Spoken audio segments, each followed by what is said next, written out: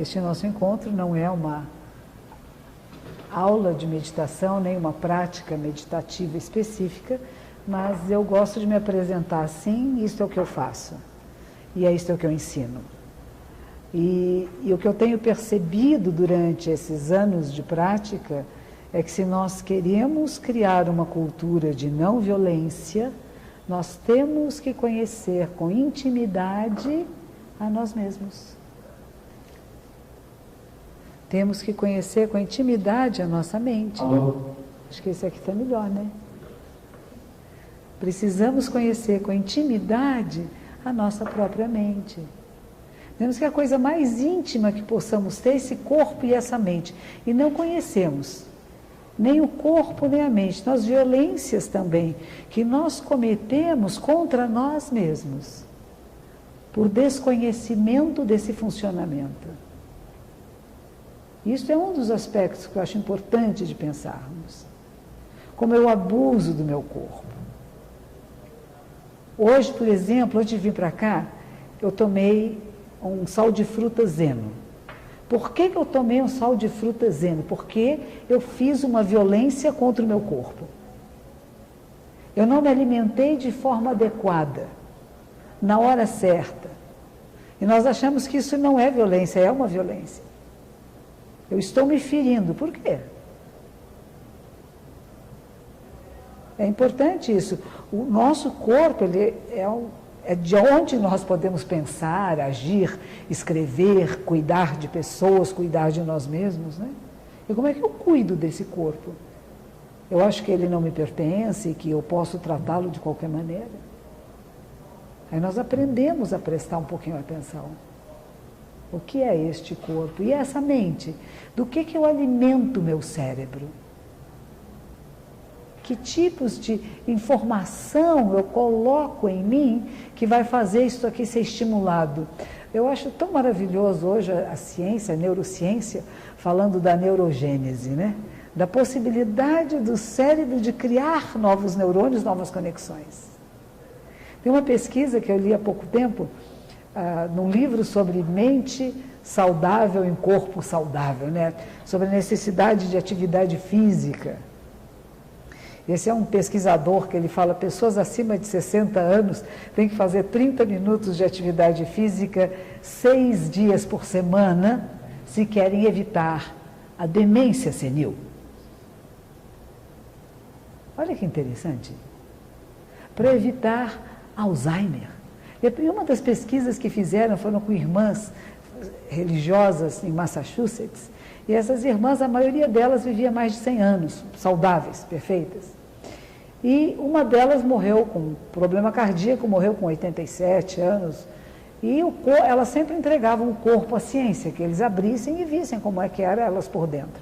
E eles foram abrir essa irmã e abriram o cérebro e descobriram que ela tinha Alzheimer, que ninguém nunca soube.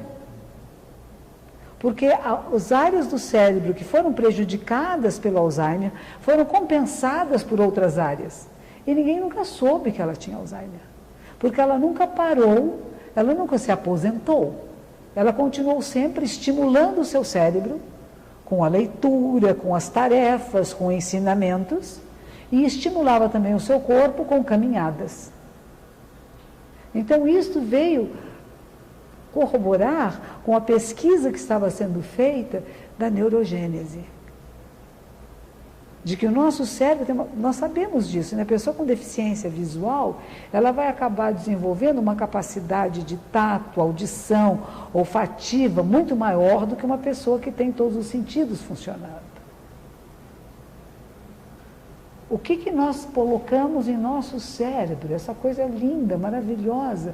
Sua santidade fala, e eu repito, ela é incessante e luminosa. A mente é incessante e luminosa.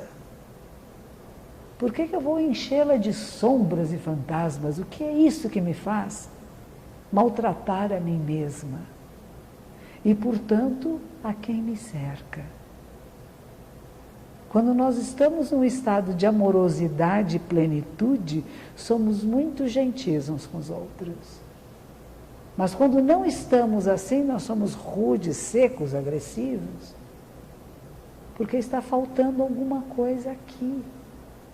E nós projetamos ali, falta lá.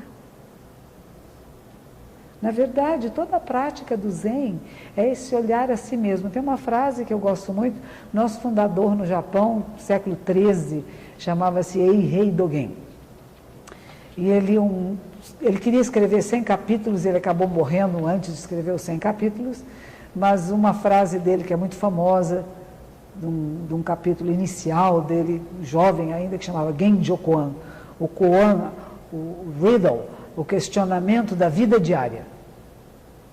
Ele dizia, estudar o caminho de Buda é estudar o eu, com letra maiúscula, é estudar a si mesmo. Nos Estados Unidos, nós dizemos estudar the self, mas o self com S grande.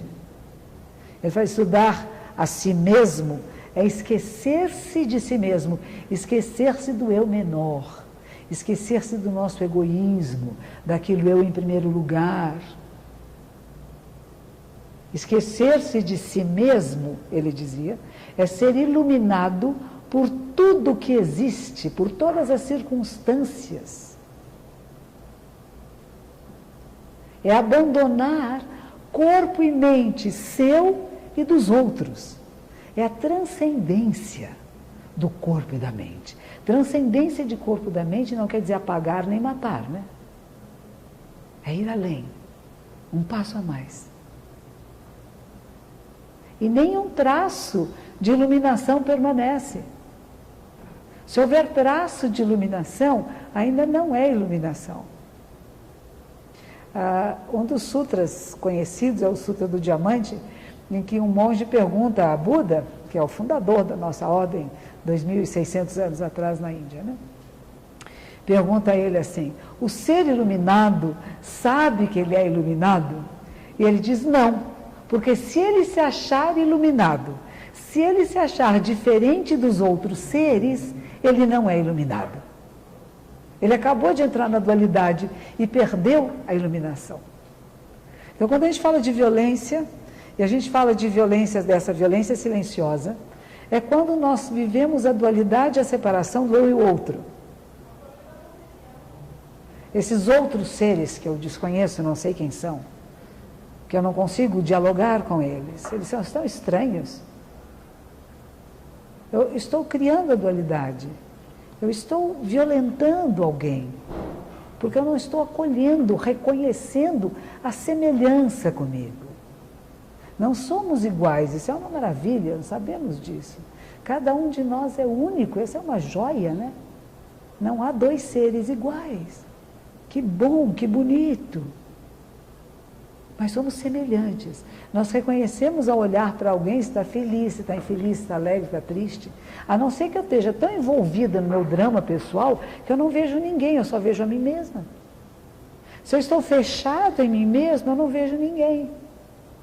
E eu só vejo reflexos de mim mesmo nos outros. E as partes que eu não gosto de mim, então, essa eu odeio nos outros, né? Então, o nosso trabalho, o trabalho de Zen, de meditação, é um trabalho de autoconhecimento, de sentar-se e observar-se.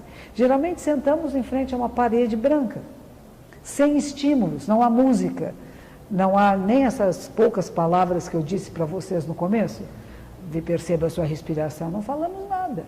Sente-se, observe. Entre no observador, na observadora de si mesmo e da realidade. E vamos perceber como temos em nós tanto ranço do passado, tanto ranço de uma cultura na qual fomos criados, que é violenta. E nem percebemos isso. As discriminações preconceituosas que nós carregamos e que nós dizemos que não temos. Eu não tenho nenhuma. Aí você começa a observar e fala, nossa, olha como eu olhei para tal pessoa. O meu olhar foi preconceituoso e discriminatório. Olha como eu falei de tal pessoa. Mas se eu não estiver observando, eu não percebo. E eu vou mantendo uma sociedade violenta em coisas pequenas no meu dia a dia. Não precisa ser grandes coisas, né? É na maneira pequena do olhar, de cumprimentar, de estar presente, de não separar.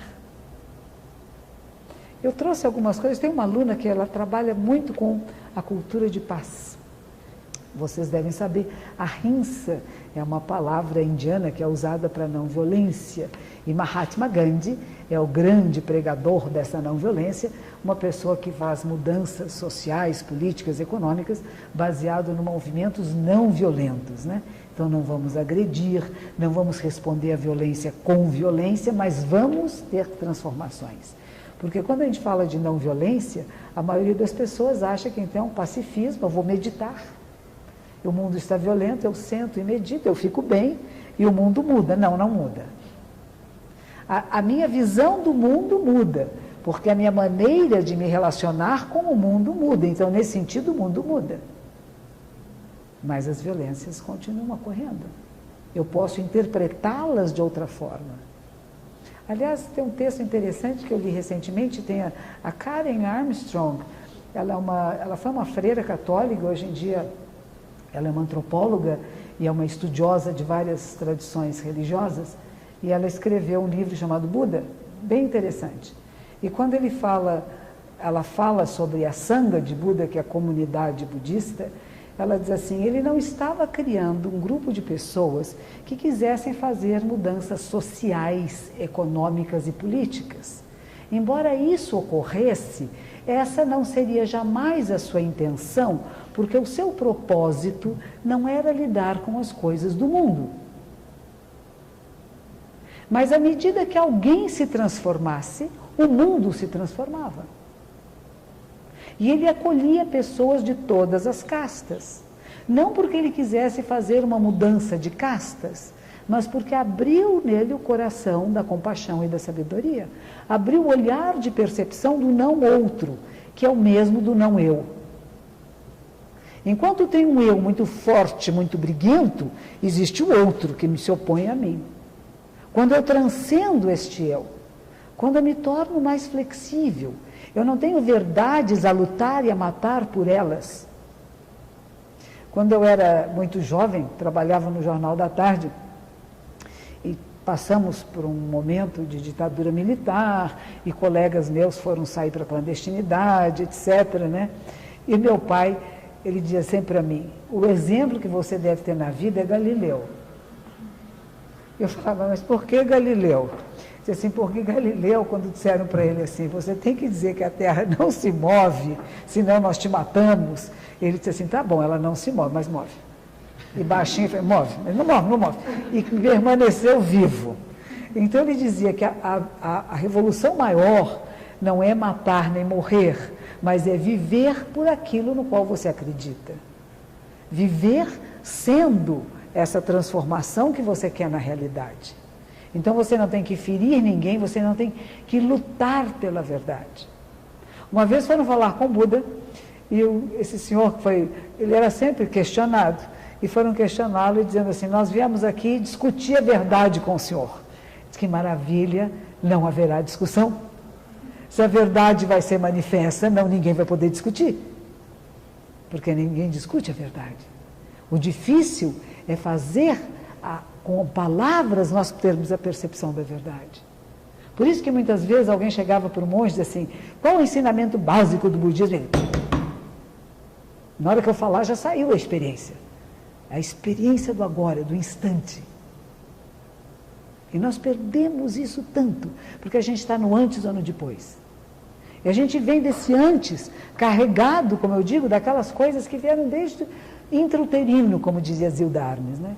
A violência intrauterina, da mãe que teve raiva de estar grávida, que batia no ventre. E isso não acontece só nas periferias da cidade, não acontece com as pessoas que são pobres, como a gente costuma querer separar. É do ser humano. Nós podemos ser anjos ou demônios. E em vez de ficarmos apenas julgando que monstro aquele ser, perceber, eu, ser humano, sou um monstro também. Mas o que eu estimulo em mim? Então eu não me excluo disto. Eu não me excluo dos crimes e das monstruosidades. Há um monge que é um poeta, que mora nos arredores da França, ele é vietnamita. E quando ele fala da compaixão, ele diz: a compaixão é o estuprador e a jovem que foi estuprada, ambos. Se nós começarmos a dividir o mundo entre o bem e o mal, nós estamos em maus lençóis. Porque entre o negro e o branco existe inúmeras tonalidades de cinza e que nós ignoramos. Então, o mundo não é dividido entre a força do bem e a força do mal, brigando e lutando. Existe um momento em que os opostos estão unidos, né? Absoluto e relativo, nós dizemos, funcionam como uma caixa e a sua tampa. E conhecer com intimidade este funcionamento da nossa própria mente. Ela vai um pouco além da minha história pessoal. Eu não sei se estou certa dizendo isso, mas eu costumo pensar que as práticas meditativas, elas são como um corte na vertical. E nós podemos trabalhar com a psicanálise, com a psicologia, em camadas horizontais. Essas camadas horizontais, elas chegam nessa verticalidade. Mas as práticas zen budistas não têm uma preocupação com a horizontalidade, mas sim com penetrar no que nós vamos chamar a essência do ser, a essência do eu, que é o não eu, que é a transcendência do eu e do outro, que é a percepção que teve Shakyamuni Buda no seu momento de iluminação, quando ele diz: eu e a grande terra e todos os seres, tudo que existe, juntos, simultaneamente, nos tornamos o caminho. Não tem um eu que me tornei um caminho e os outros não. Não tem um eu que é sábio e iluminado e os outros não. É a inclusão total e absoluta. Esta é a proposta das nossas práticas para uma cultura de não violência. Desenvolver uma capacidade de percepção clara de si mesmo como a vida da Terra. Somos a vida da Terra. Não viemos de fora, não vamos para fora. Não tem para onde ir. E estamos girando aqui junto com este planeta e somos o tempo. Porque adoramos separar, né? Lá está o tempo correndo e eu pulei no tempo. Eu não pulei no tempo, eu sou o tempo. Esses olhares diferentes, esses olhares, eles são os verdadeiros olhares. E nos acostumamos com alguns jargões que nós vamos repetindo sem estudar, sem pensar em profundidade o que eles significam. E acabamos acreditando naquilo que não é o verdadeiro. A isso eu chamo de delusão. Não é nem ilusão, é delusão. Acredito no falso. Tomo o falso por verdadeiro e luto e brigo por ele. Falando desta minha amiga, minha aluna, minha amiga, que ela juntou várias palavras. Uma das coisas que Gandhi fala sobre violência, que eu acho interessante, ele diz assim: qualquer coisa que possa impedir a autorrealização individual. Olha que interessante. Qualquer coisa que possa impedir a autorrealização individual, não apenas atrasando o progresso de uma pessoa, mas mantendo-a estagnada. Isto é violência. Manter pessoas estagnadas. Não permitir que as pessoas se desenvolvam no seu potencial. A violência é violenta porque leva ao retrocesso. Não leva ao processo de crescimento, de adiantar-se, mas segura, impede. Será que fazemos isso? Será que no nosso dia a dia, às vezes queremos manter pessoas estagnadas, onde elas estão e como estão? Qualquer coisa que possa impedir a autorrealização, que uma pessoa conheça a si mesma. Isso é violência. É um outro que chama Johan Galtung, é um norueguês que fundou o Instituto de Pesquisa da Paz em Oslo. Ele diz: praticamos violência quando não consideramos a relevância das necessidades básicas determinantes para a continuidade dos organismos vivos. Qual é a necessidade básica de alguém? Somos capazes de perceber isto? Ou pulamos por cima, atravessamos? Não damos atenção porque queremos colocar os nossos valores e as nossas necessidades como se fosse do outro. Isso é violência.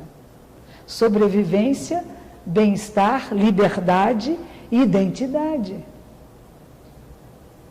Quantas violências foram cometidas aqui no Brasil, desde que com a vinda dos povos europeus, os povos indígenas que vão tendo que perder a sua identidade, até agora tem traumas incríveis e estão sofrendo com isto. Temos que aceitar outros valores, outras maneiras. Mais tarde, quando veio a escravatura, que coisa medonha, né? Que nós todos tivemos uma participação nisto, porque nossos ancestrais estavam fazendo isto. Nós estávamos lá, como eles estão aqui agora em nós. Mas a diferença é o que nós fazemos com essas informações. Nós não podemos repetir aquilo que nós achamos que não foi digno de um ser humano, não foi ético, não foi coerente com princípios de paz, de não violência. Não permito que você manifeste a religião que você escolheu, porque eu acho que ela não presta.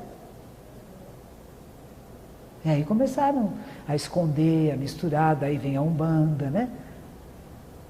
Vamos fazer o sincretismo, vamos esconder as nossas deidades, as nossas entidades atrás dos santos que vocês reconhecem.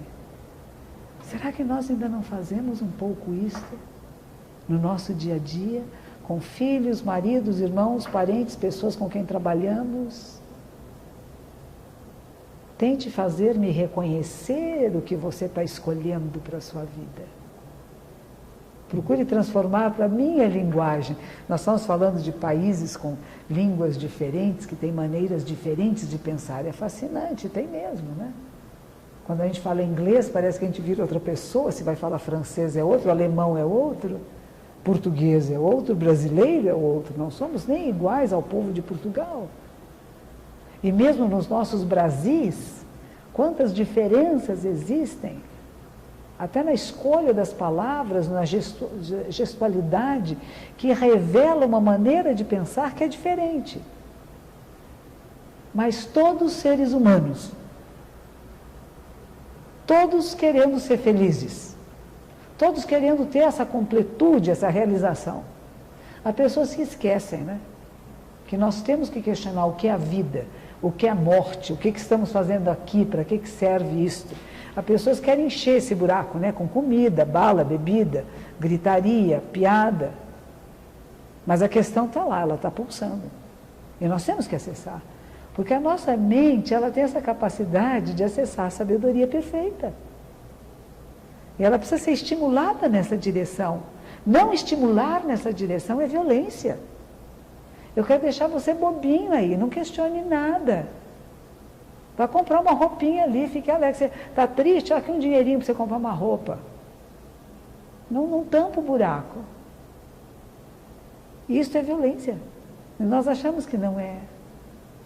Está agradando, está fazendo o que a pessoa precisava, não o que ela precisava. Qual é a necessidade verdadeira?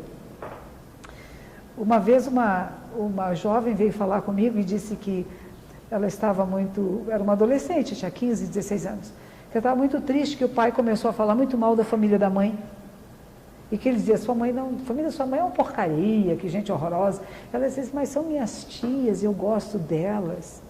Eu disse, fale com seu pai. Não, mas meu pai é um homem muito sério, ele é muito importante, ele é um grande empresário, ele não tem muito tempo comigo. Eu falei, mas não é seu pai, não está te incomodando? Fale com ele.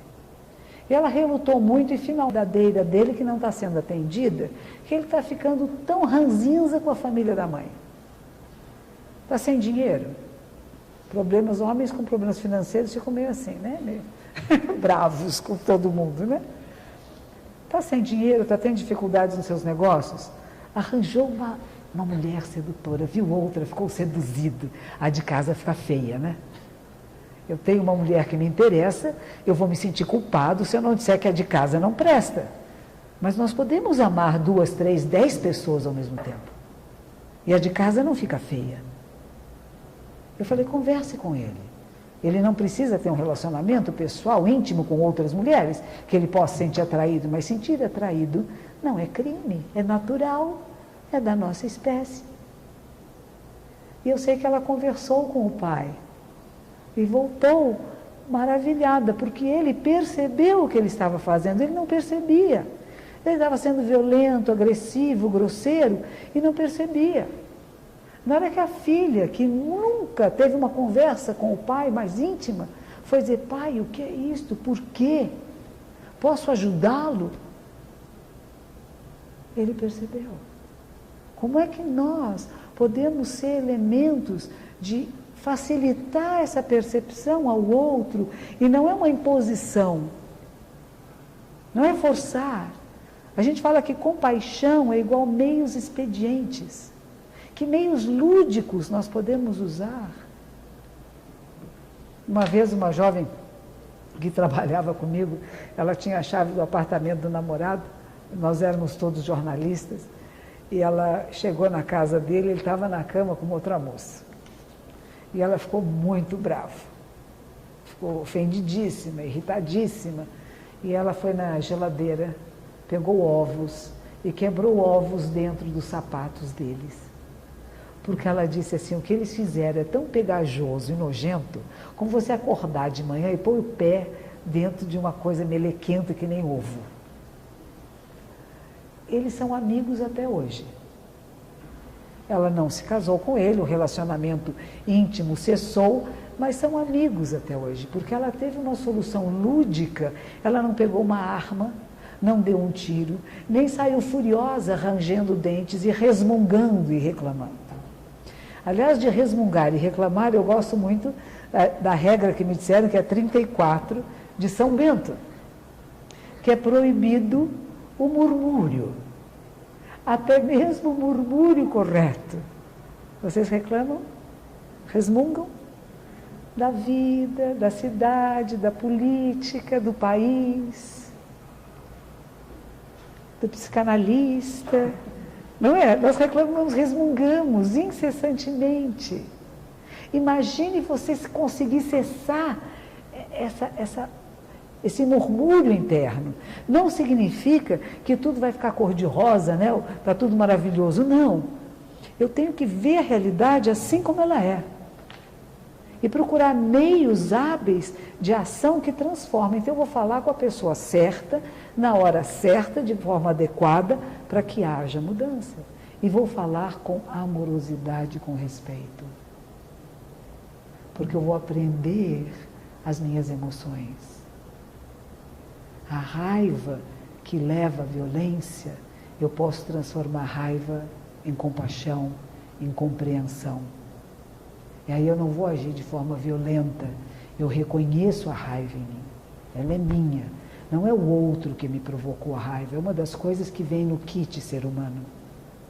E alguma coisa que às vezes a gente deixa lá no sótão ou no porão, e alguma coisa vem e faz com que ela venha na sala de visitas. Mas se eu não a quero na sala de visitas, eu dou colo para a minha raiva, eu não finjo que eu não tenho. Eu não mascaro o que eu sinto, eu sinto. Eu digo, isso é raiva, e faz parte do kit ser humano, faz parte da minha natureza. Só que agora eu digo, vem cá minha raiva, descansa, fica bem, respira a raiva, põe ela para dormir, mas age, não com a raiva, age com a inteligência, com a sagacidade, para que haja mudanças. Então, nós não estamos respondendo à violência com violência, mas com não violência. Dalai Lama, quando da última vez esteve aqui no Brasil, uma das coisas que ele falou é que é impossível para nós dizer que essa compaixão ela é uma coisa que vem de dentro de nós. Nem sempre. Se observamos um crime sendo cometido, mas eu estou tão zen, eu sou tão budista, isso é um crime, não tem importância. Tem, isso nos incomoda muito. mas eu vou trabalhar essa raiva, essa indignação que vem em mim, para que eu possa responder de uma forma não violenta. Eu tenho um monge no Rio Grande do Sul, que ele é um policial militar, e os colegas dele dizem, puxa, ele é muito diferente dos outros. Não porque ele não prenda, não porque às vezes ele não seja até, fisicamente ele segure a pessoa com força, mas ele não tem ódio, ele não tem raiva dentro do coração. E ele toma as medidas adequadas para a circunstância, porque não é controlado pela raiva, mas reconhece a indignação, não finge que não tem, porque aí é um problema. Esses dias veio um senhor falar comigo, eu me separei, eu não posso ver meus filhos, mas eu não ligo. A minha mulher me abandonou, o pai dela comprou um apartamento maravilhoso, eu não ligo. Eu falei, meu filho, o senhor está ligando muito. Perceba o quanto está ligando, porque enquanto eu estiver mascarando que eu não sinto nada, é falso. Na hora que você percebe, eu sinto, isso me dói, me incomoda, aí eu vou começar a lidar com isto. Eu vou começar a perceber, inclusive, que a dor não é permanente, a raiva não é permanente, a tristeza não é permanente, a alegria não é permanente, a vida não é permanente, nem a morte. Não há nada fixo nem nada permanente neste mundo. Então eu vou trabalhar com o meu intelecto. Então essa compaixão, ela não vem das entranhas, ela vem de um trabalho intelectual. Havia um monge que foi preso na época que a China, dessa última invasão que a China fez ao Tibete. Um monge foi preso, muito torturado, vamos imaginar que lá a temperatura chega até menos 40 graus, vários tipos de tortura, e finalmente quando ele foi encontrar-se com sua santidade, ele perguntou, meu filho, o que foi mais terrível para você? O frio, a fome, a solidão, as torturas físicas e mentais? E ele disse assim, olha, o pior foi que por um instante, um breve instante, quase deixei de sentir compaixão por quem me torturava. Disto eu tive medo, de perder a capacidade de compaixão por quem me torturava, de compreender que este ser humano meu semelhante estava fazendo essas torturas porque era vítima de uma sociedade violenta, e não que ele era a violência. Aí que começa a mudar um pouquinho o nosso quadro, das nossas exigências de como os outros têm que ser, para uma acolhida de que são o que são e estão dando só o que eles podem dar agora, mas também não é fixo nem permanente. E como é que eu vou estimular outros aspectos? Inclusive em mim, não só no outro, né? As necessidades básicas, ele diz, são mais profundas que valores. Estão acima dos valores. Nós não escolhemos as nossas necessidades básicas, elas é que nos escolhem, e é a satisfação delas que nos torna possíveis. Se descartarmos nossas necessidades básicas ou de outras pessoas, estamos condenando a todos a uma vida não digna de seres humanos. Estamos praticando a violência quando não reconhecemos as nossas necessidades básicas e das outras pessoas. Elas devem ser respeitadas e necessidades básicas não são negociáveis. Acho essa frase muito importante. E o Marshall Rosenberg, que vai falar de violência física e violência pacífica, que ele diz a violência física é quando empregamos força física, né? E a violência passiva, aquela em que o sofrimento é de natureza emocional, é mais insidiosa que a física. A raiva, ela vai provocar uma ação violenta, uma maldade, uma maquinação maquiavélica, né? Essa pessoa me incomodou, eu vou fazer alguma coisa, às vezes não vem nem no plano consciente, né? Mas está lá. E é isso que nós temos que observar. Não é só aquilo que está no consciente, mas que está trabalhando ali por trás. De eu não reconhecer uma emoção, um sentimento, querer mascará-lo e começar a brigar e provocar outras pessoas e atrapalhar a liberdade, a felicidade, o crescimento de alguém. Violência passiva emocional alimenta a fornalha da violência física. Como podemos apagar um incêndio se antes não cortarmos o suprimento de combustível? Por isso eu comecei falando da meditação, deste autoconhecimento. Eu tenho que conhecer os vários e múltiplos aspectos da mente humana. E a minha mente é a coisa mais próxima para eu estudar.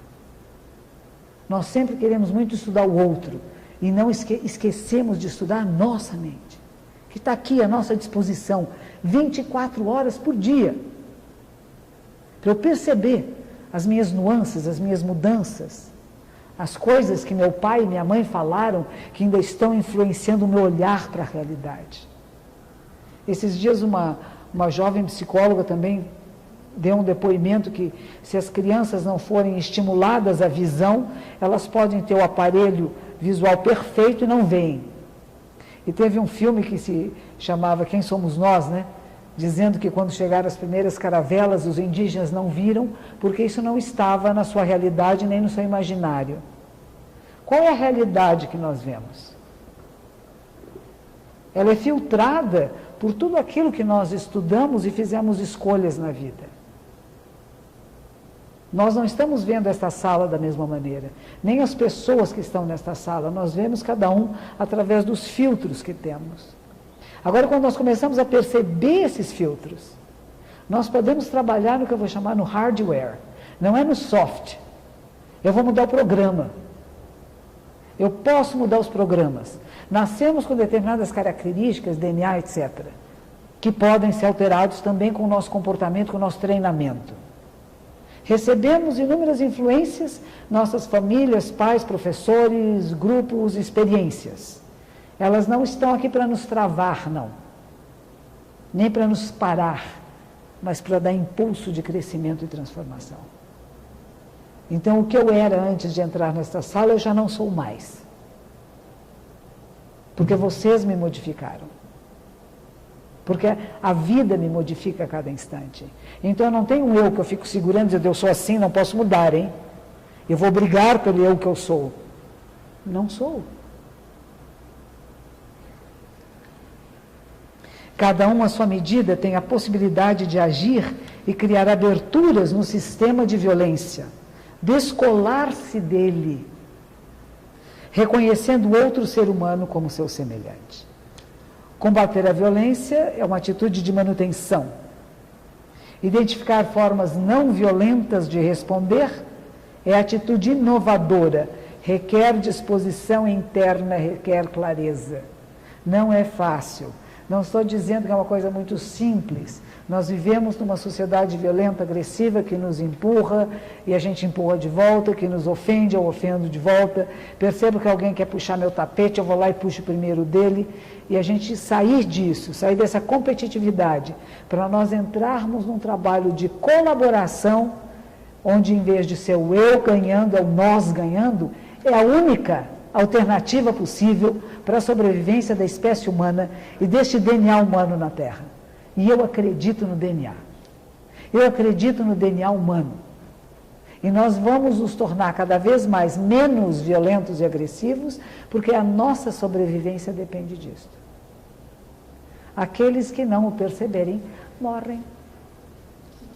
Assim, morrem mesmo, né? No sentido de desaparecimento. Porque o que vai dar continuidade como espécie são aqueles adaptáveis. As capacidades de adaptação à nossa realidade. E a nossa realidade não é mais individual. A nossa realidade é uma percepção do coletivo, que somos esse coletivo. Cada um tem o seu papel. Quando a gente fala de absoluto e relativo, o absoluto não funciona sozinho. Ele só funciona com o relativo. Cada um de nós desenvolve a capacidade de percepção do todo, mas a função e a posição de cada um é muito importante. Porque é a mudança. Eu não vou ficar esperando que o outro mude, que o governo mude, que alguém faça. Eu não vou ficar resmungando e amargurando a minha boca e a minha mente. Por isso eu acho importante essa regra de São Bento, né? São Bento dizia coisas maravilhosas. Outra que ele dizia, quem chega a você é Jesus. É o mestre. Reconheça o mestre. Reconheça esse ser sagrado. No yoga, o que nós falamos? Namastê. Né? O sagrado em mim reconhece o sagrado em você. Estamos reconhecendo a sacralidade de cada criatura que encontramos, não só humanas, animais, vegetais, de toda espécie. Reconhecemos essa coisa extraordinária que é a vida humana neste planeta, que é a vida no planeta. A não violência é a atitude ética e espiritual do ser humano vivo, que reconhece a violência como a negação da humanidade e que decide recusar submeter-se à sua dominação. Então tem que estar alerta, desperta, o tempo todo observando. Quando é que eu estou sendo violenta? Quando é que eu estou repetindo meu pai, minha mãe, naquela maneira agressiva, rude de falar? E como é difícil mudar, mas não é impossível. A gente fala, cai 7 vezes, levanta 8, tenta outra vez. Cada vez que nós tentamos, não é menos, é mais. Cada erro, que significa que estamos mais próximos do acerto. É nunca desistir, é tentar de novo. Permitir a todos uma atitude coerente e responsável face à violência que está por aí. A atitude coerente e responsável. Solidariedade, respeito aos direitos individuais, pluralismo, prevenir conflitos. Nós todos sabemos disso, né? Como é que faz no dia a dia? Você ouve a sua voz? Percebe o seu gesto, seus passos? Como é que você caminha? A humildade e entrega no seu caminhar? A arrogância, orgulho? A gente diz, caminhe como Buda, apenas caminhando. Eu chamo isso de presença absoluta. Esteja absolutamente presente onde você está. Capaz de responder às provocações, às instigações da realidade de forma coerente com princípios não violentos.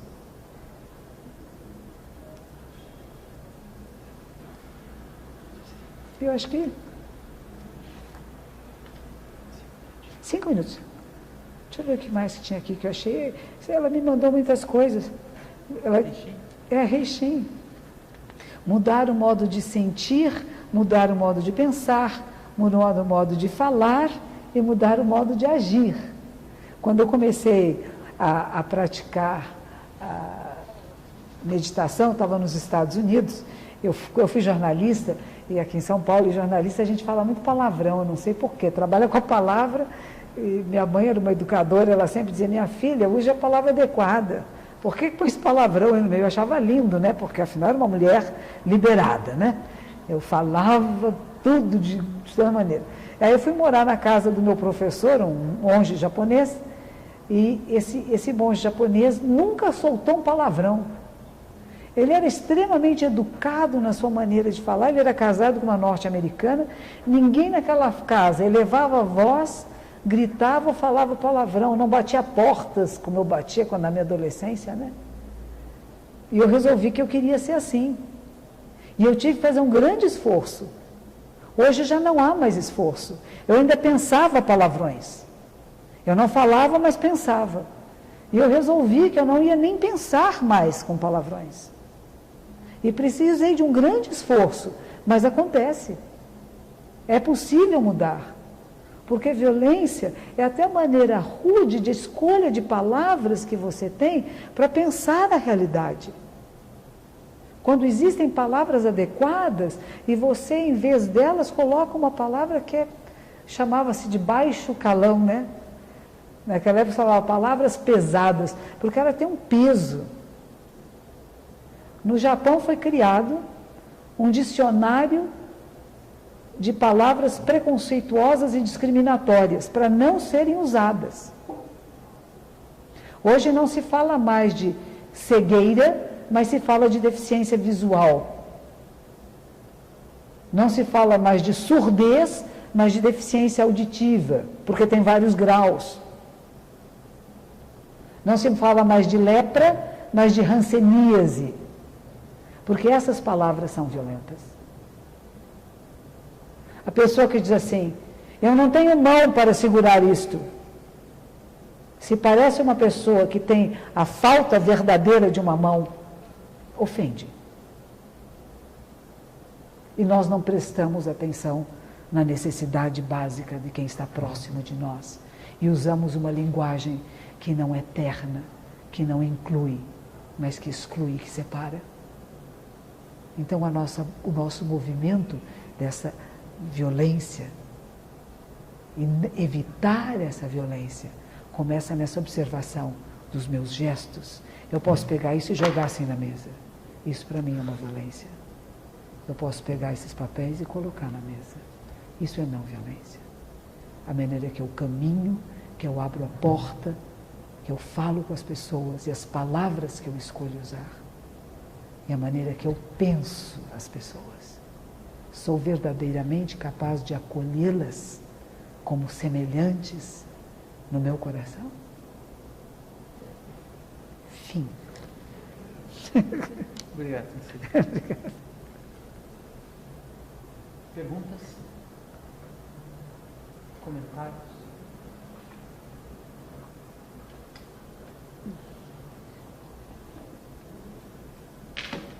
Olha. O único. Mas a gente não conta isso para eles? Isso pra eles. Nossa. É um segredo. Ah, nós temos um segredo. E não é violento. Não.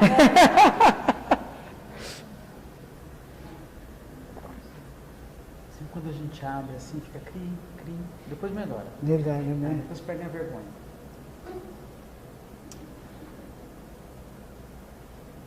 Uma vez meu professor nos Estados Unidos, ele recebeu um texto do reitor da Universidade de Komazawa, em Tóquio, que falava sobre a água. E ele dizia que a água é vida. Isto, olha, há mais de 40 anos. Hoje nós sabemos que a água é vida, preservamos e consideramos, né? Há mais de 40 anos, poucos pensavam sobre isso. E este monge japonês dizendo como a água era vida, como ela era preciosa, e eu comecei a perceber que eu precisava ser mais cuidadosa ao escovar os dentes. E eu comecei a molhar a escova e desligar a torneira. Há 40 anos atrás.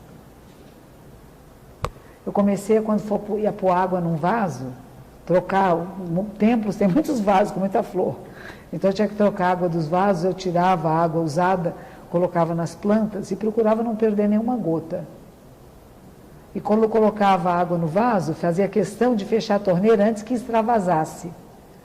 Começou a ser tão gostoso, porque virou uma prática meditativa e de plena atenção.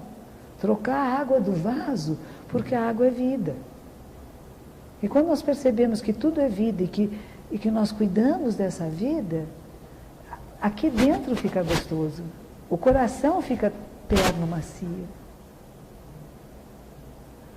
Lembrei da água.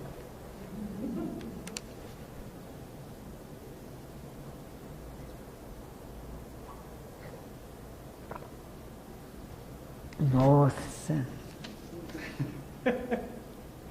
Puxa. Perguntas? Senão nada vai acontecer, né? Não, nada. Vamos ver, você que está filmando, qual é a sua pergunta? Na verdade, tem não é uma pergunta, é um esclarecimento sobre os direitos humanos que quando o indivíduo comete um erro, essa pessoa, esse grupo, eles vão até esse ser que cometeu algumas coisas que são, na minha visão, às vezes absurdas, às vezes não é, não sei. Esse banco vai lá e dá todo o suporte para ele. E aí tem a parte da família que sofreu, a pessoa que sofreu, não tem esse amparo, o amparo sobre a família ou dele mesmo. Então, isso no começo eu tinha muita raiva. Depois escutar um pouco, para tentar entender esse caminho, ter na minha raiva, porque não buscar quem sofreu, quem foi agredido, mas ele também passou por uma coisa que influenciou ele a fazer isso, sabe? Então você tem que tentar compreender. Hoje você esclareceu esse lado que eu tinha o meu. Eu tenho que pegar e falar, cometeu e vem as pessoas vêm ajudar a auxiliar. As pessoas que estão sofrendo não pensam nos filhos, não é a família, não é si próprio. Então hoje você ter um esclarecimento. Foi muito bom isso aí, foi uma prova muito gostosa. Somos todos vítimas de uma sociedade violenta, né? A gente compreender. Mas o que você fala é importante, tem que se cuidar, sim, daquele que foi vitimado, né? Não pode abandoná-lo para que... O governo só vai a favor dos direitos humanos, na verdade, não é a favor daquela pessoa. E não a quem está sofrendo. Isso toda hora você vê. Talvez seja mais fácil de ver assim, mas eu acho que, na verdade, quando se criou em 1947, né, a Carta lá dos Direitos Humanos, é para todos, né? É para todos. E muitas vezes... Eu tive um trabalho no Carandiru uma vez, mas o que a gente achava interessante era não só trabalhar com os detentos, mas trabalhar com quem trabalha lá também. Então, porque quem trabalha lá está preso lá tanto quanto os detentos, né? O pessoal que trabalha, os educadores, como a gente chama, né? E é complicado mesmo. E aí temos que ver a família daqueles que foram vitimados também, que também precisam dessa atenção, né? Senão fica uma coisa muito unilateral. Desequilibrado, né? Você vê que já estão falando no jornal, você vê isso aí. Então, a pessoa fala do ato da pessoa. Você também, é isso, as coisas de direitos humanos, agora que está começando agora, por sinal, uma esclarecida, você tem que entender um pouco. Legal. Muito bom. Está sendo feito algo a respeito disso e favorecer também quem é vítima?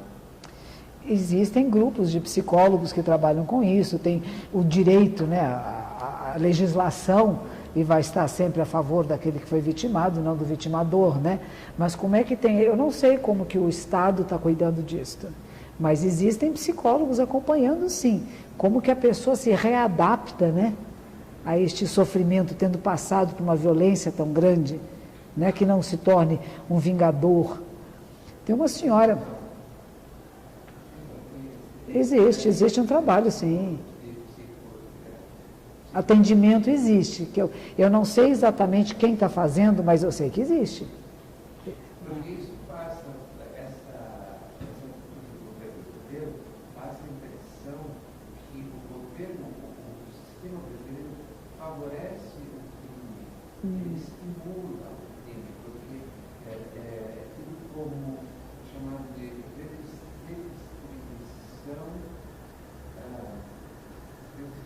informal de riqueza. Deixa eu fazer. É o que passa, passa essa impressão. Deixa eu só pegar o gancho e tentar transformar numa pergunta. Ok. A senhora comentou bastante sobre não violência e como fica a punição àquele que comete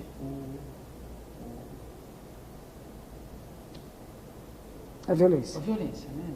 Ou punição, ou readaptação, tem várias vertentes aí, né? Porque uma parte, talvez, que possa ser entendida do discurso da não violência é aquele que cometeu a violência, então nada deve acontecer com ele, não. Porque nós não somos da não violência, então não vamos fazer nada com ele. Estou exagerando aqui na minha pergunta, no meu discurso, só para... Não, o fato da gente trabalhar a não violência e os direitos humanos, etc., ele vale para todos os seres, né? Mas, claro que tem que ter haver punição, claro que tem que haver uma reflexão. É evidente que tem que ser afastado um pouco da sociedade para que possa... Agora, o nosso sistema penitenciário é muito falho. Tem gente demais. Eu tenho um professor, por exemplo, veja que interessante. Tem um médico aqui em São Paulo, que ele tinha um grande amigo que era um lutador de judô. E esse moço estava um dia chegando em casa e a mãe dele estava falando com alguém. E ele não sabia com quem que a mãe estava falando, foi se aproximando. O cara era um assaltante, viu o menino que era lutador de judô, tinha uma certa aparência forte, e deu-lhe um tiro e ele morreu. E o amigo que ele foi fazer, ele foi trabalhar na Fundação Casa, porque quem matou era um menor de idade, né? Tinha menos de 18 anos. Ele até hoje trabalha na Fundação Casa e ele leva yoga para lá. Porque ele acha que ele só pode salvar o amigo que morreu se ele impedir que pessoas jovens como essa cometam mais crimes. Então ele acha que ele tem que trabalhar com o jovem infrator para que ele deixe de ser infrator. O que ele consegue? Quase nada. Mas ele está lá tentando. É interessante isso, são opções, né? Eu vou trabalhar com alguém que é infrator para que ele deixe de ser infrator. Porque eu acredito na educação, eu acredito na transformação do ser humano. Porque se eu não acreditar que transforme, eu não vou mais ter aula, eu não vou ler livros, porque nada vai mudar, tudo é como é. E nós humanos percebemos em nós que nós mudamos. Tem pessoas que é mais difícil, não quer dizer que é mais fácil, né? Que escolhem essa tarefa, né? Mas é importante sim que a pessoa seja punida e que saiba que é uma punição. E que compreenda. Eu acho que é mais importante que possa compreender, porque tem aqueles que não compreendem. Aí nós já estamos saindo fora do que é chamado normalidade, né? Tem pessoas que não sentem nada. Isso já é outro caso, isso nós temos um outro tipo de internação, né? Um outro tipo de tratamento.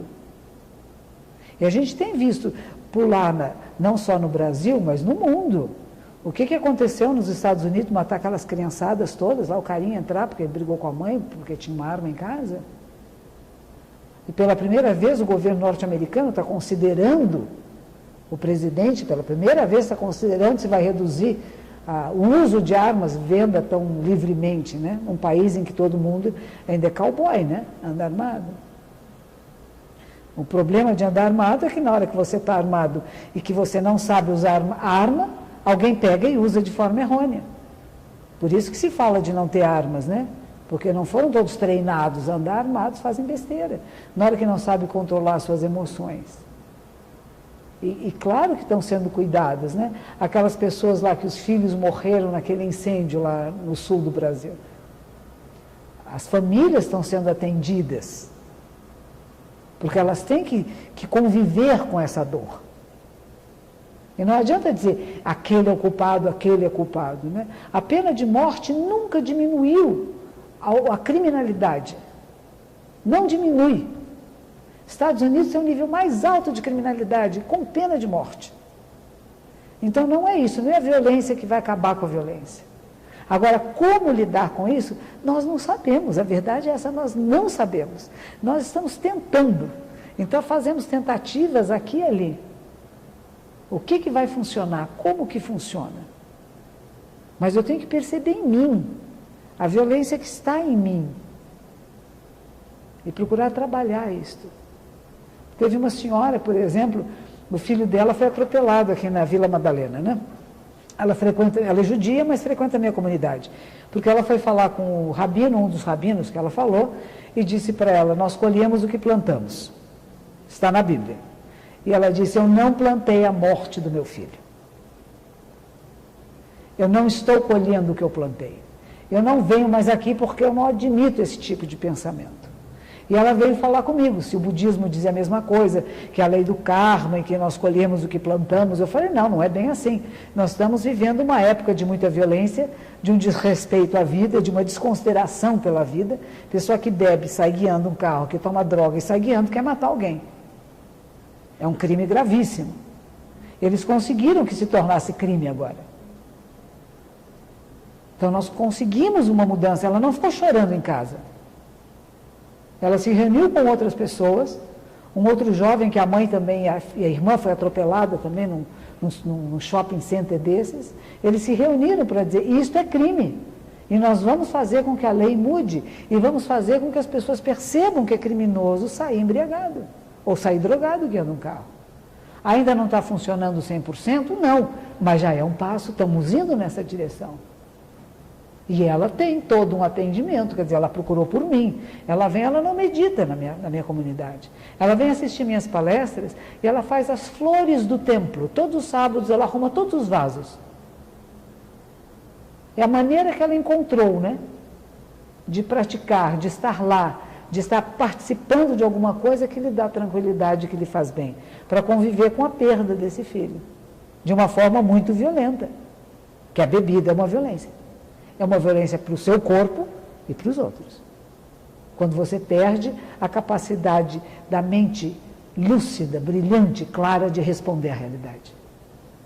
Então, por que um dos preceitos budistas é não se intoxicar, nem querer intoxicar ninguém? É manter a mente clara, luminosa, brilhante, porque seus reflexos são mais rápidos. E é muito interessante, porque quando ela estava com muita raiva, e no começo ela estava muito indignada com o que tinha acontecido, ela é uma psicóloga. E um dia ela estava tão nervosa que ela começou a tomar calmante. E ela foi guiar o carro com calmante e arrebentou o carro dela inteirinho no ônibus. A vida nos mostra, a gente fala, a sabedoria é ler os sinais do caminho. Aquilo que eu condenei na pessoa que matou meu filho, quase poderia ter feito. Porque eu estava nervosa, eu estava triste, e eu tomei remédios para me acalmar. Aí ela parou de ter raiva deles. Mas sim de fazer um programa de que ninguém ande embriagado guiando o carro. Outra San, aquela senhora que o filho foi assassinado também, né? Hoje ela é uma deputada, né? Ela faz uma campanha. Então você faz uma campanha, você muda, você está cuidando. E não é sozinha. As pessoas se reúnem, né? E a gente não pode esperar só que o governo, como uma entidade separada de nós, fizesse alguma coisa. O governo somos nós. Nós elegemos essas pessoas que estão aí. E cabe a nós provocá-las a uma resposta coerente com nossos princípios. Porque eu chamo de corrupção aquilo que é o coração que está partido, rompido, que não está íntegro. Eu me vejo separado da realidade, então eu vou pegar para mim. Eu vou roubar, vou ter vantagens para mim. Mas quando a pessoa abre esse coração, que é o coração íntegro, o que eu fizer bem para todos, eu estou incluída, minha família está incluída. Mas tem gente que ainda não viu isso. Então, como fazer que vejam? Essa é a pergunta que Buda fazia e que acho que todos nós fazemos. Como fazer com que o maior número de pessoas acorde, desperte, comece a ser mais sábio, mais generoso, mais compartilhando, mais incluindo, mais compassivo. E isto é como fazer. Tem inúmeras maneiras, nós temos que encontrar a nossa maneira de manifestar na nossa vida, no nosso dia a dia. E não dizer que alguém tem que fazer, o que eu faço, né? Como é que eu vou me aproximar da vítima e dizer, estou aqui com você. Se precisar, conte comigo. A vida é dor e sofrimento. A vida é perdas e ganhos. Então não se apegue. Nós todos vamos morrer, mas enquanto isso vamos viver para transformar essa violência, né? Então você dá um propósito e não afunda junto. Não tem jeito, tudo tem jeito. O que você está fazendo a respeito disso? Outra pergunta, agora é a terceira? Terceira. Quem vai fazer a terceira pergunta? Talvez seja a última. As pessoas não nascem, quer dizer, existe a índole de nós. Que maravilha, né? Aí nós vamos falar do Lombroso, né? Quando eu era criança, minha mãe contava sempre essa história, né? Que tem duas maneiras de pensar. Uma que o homem é bom e a sociedade o corrompe. E outro que a pessoa já nasce com características criminosas. Eu acho que as duas coisas funcionam. Tanto temos tendências genéticas, né? Que estão em nós, malformações ou boas formações, não sei, como tem também aquelas as experiências da nossa vida. Funciona junto. São malvadinhas. Tem criancinhas que já são malvadinhas. Tem. E a ideia é como é que você treina. Aí você tem que perceber isto e treinar isto. Que nem cachorrinho. Eu tive uma vez uma das minhas fêmeas, ela teve 7 cachorrinhos. Cada um era de um jeitinho que era muito bravinho. O que você faz com o cachorro que é muito bravo, violento? Você não vai prender numa corrente. Você não vai bater nele e ofender ele, porque ele vai ficar uma fera. Você vai deixar ele solto. Você vai dar carinho. Você vai conviver. Ele pode até um dia te morder. Mas você dá a ele uma chance de não ser a fera que ele pode ser. Agora, se eu disser, esse cachorro é ruim, esse cara é ruim, então eu vou fazer ele ficar bom, não é a força que você faz ficar bom.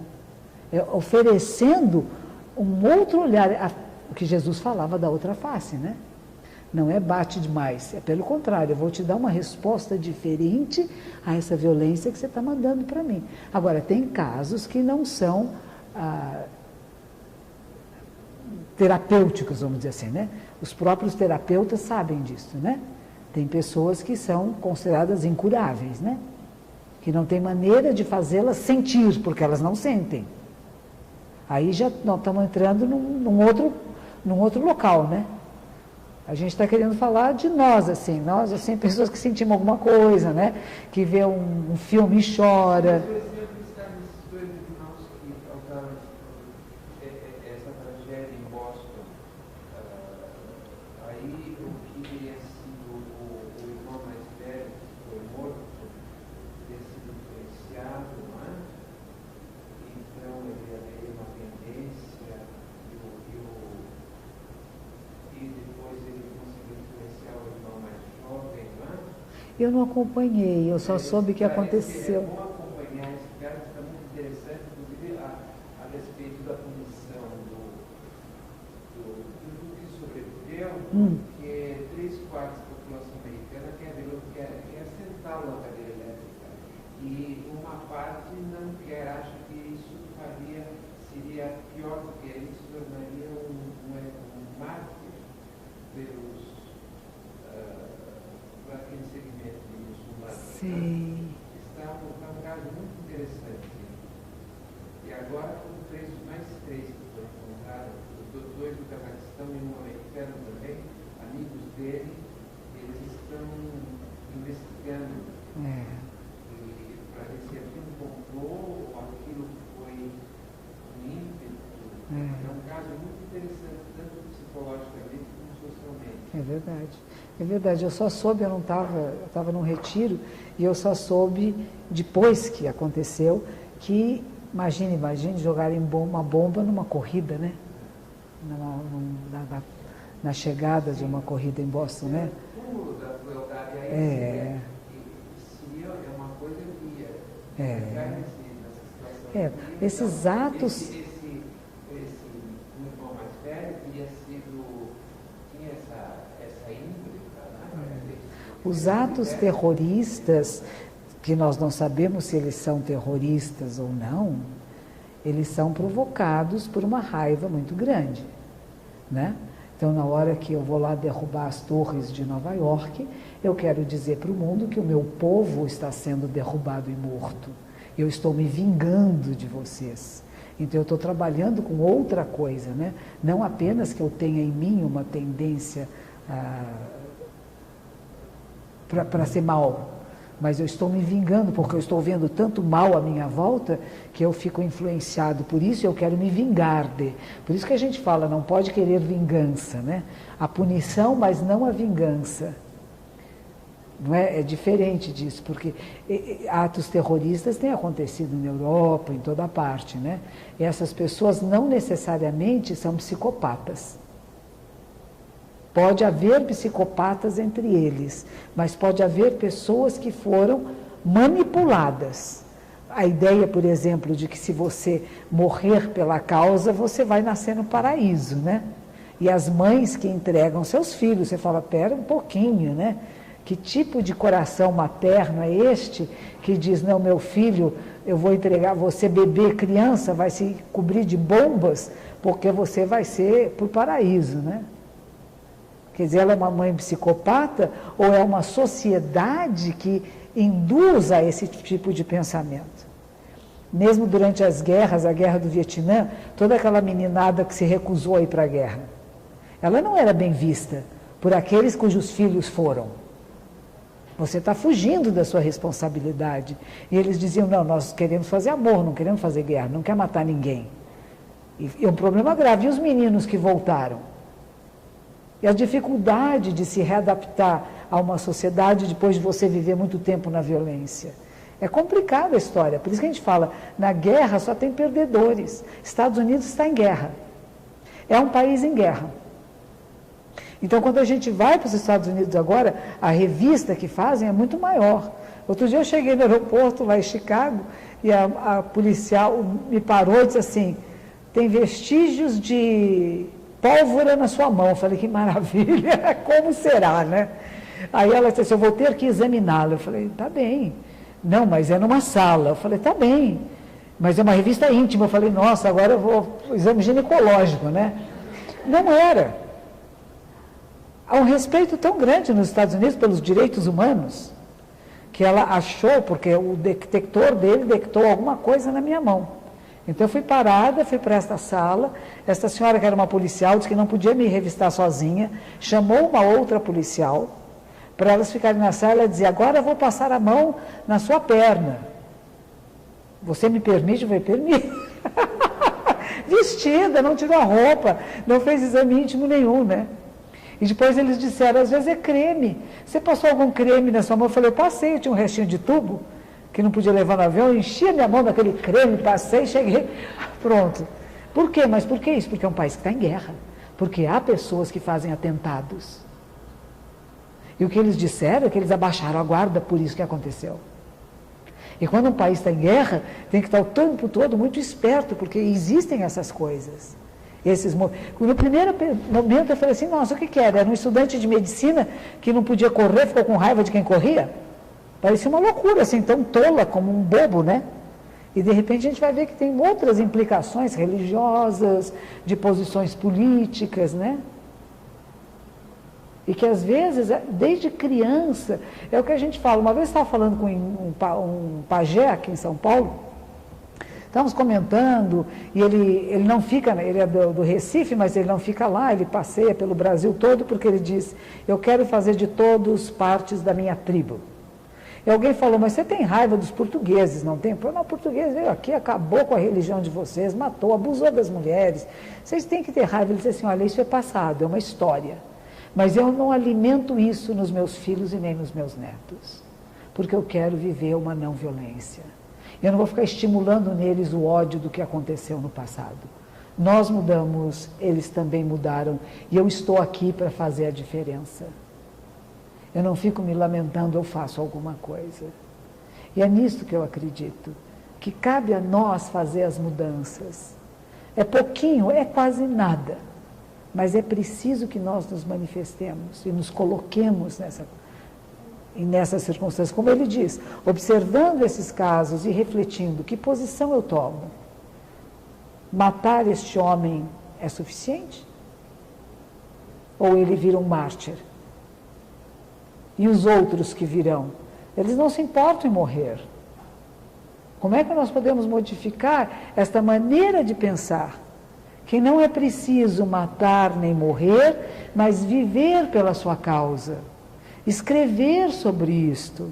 Mostrar o que está acontecendo no seu país, nos abusos que os norte-americanos possam estar fazendo lá, que nós não sabemos. Mostre isso. Faça filmes, escreva, manifeste-se, mas não vai matar nem morrer. Essa é a mudança que a gente quer. Não é calar-se, não é fingir que está tudo bem. Está errado? Tá. Eu me manifesto. Mas a manifestação que ela não seja violenta. A última pergunta ou ela foi a terceira? É a última. Tá bom. Acabou? Só queria fazer Você mesmo. alguns comentários. É você mesmo. Nos consultórios também, às vezes, a gente tem uma tendência a fazer algumas violências invisíveis. Essa semana fizeram